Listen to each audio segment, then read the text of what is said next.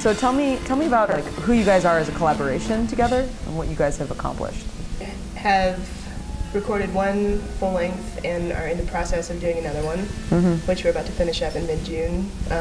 We've done a couple of national tours that we did last year. In addition to that, we started a collective called Thread, which is us and some other bands, Cillian Rail, Northland, Birds and Batteries, to kind of try to promote ourselves and each other and share, you know, data and resources. And I read an article a while back about the Seattle scene in the late 80s and early 90s, and one of the reasons that things took off there so well for those bands was that they worked together to attend everyone's shows and make sure that everyone had an audience. So like you kind of created your own buzz. But we made it to fit our needs here and what we wanted and what could work with what we know, in the San Francisco scene and all. And so far it's been a pretty huge success. so in addition to forming Thread, we also formed...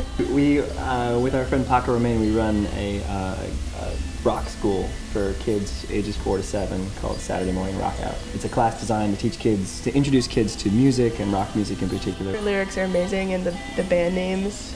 There is one band name called Saber-Tooth Cat Will Win Forever, which I was like, okay, that's the band name, why do we even need to freaking vote?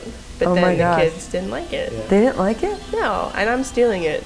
I have had the song in my head for the past week. I can sing some of it for you. Sing it. Need to warm up at all?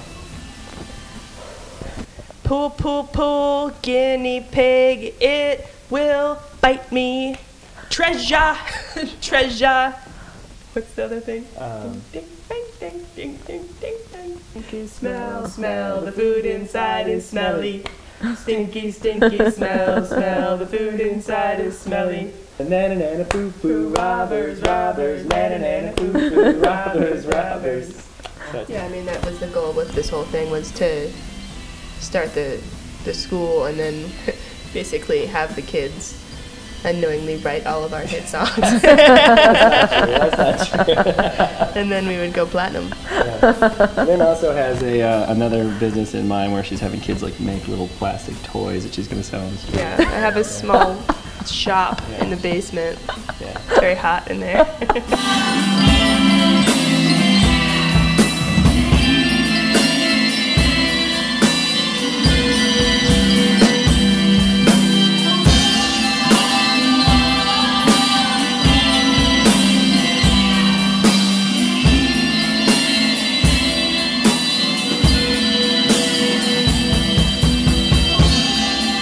So if you had to pick like an archetypal character for yourself, like one that would be in a movie or just an archetypal character, what would you be?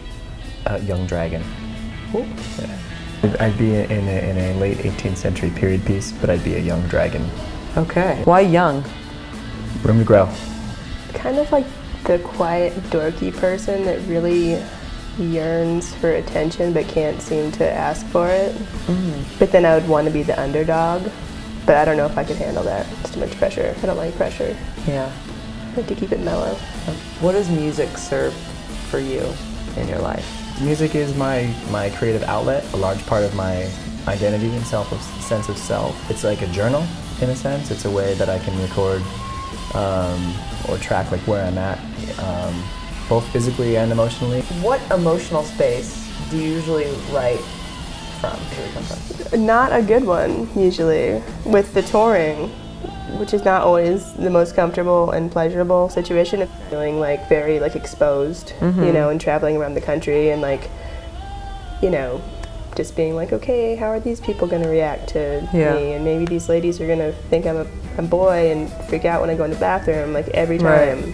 And that's how I guess I feel better, is to kind of like write during those times.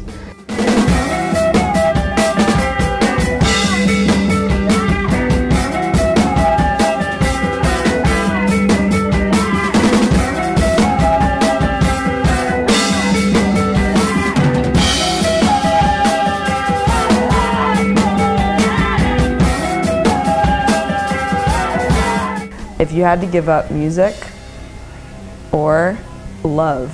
You don't know how real that question gets sometimes. Like that's I refuse to give up either one of them. You just couldn't. Yeah, that's why we're here today. Yeah. Yeah. Trying to. I'm gonna agree with that. Would you give up ears or nose?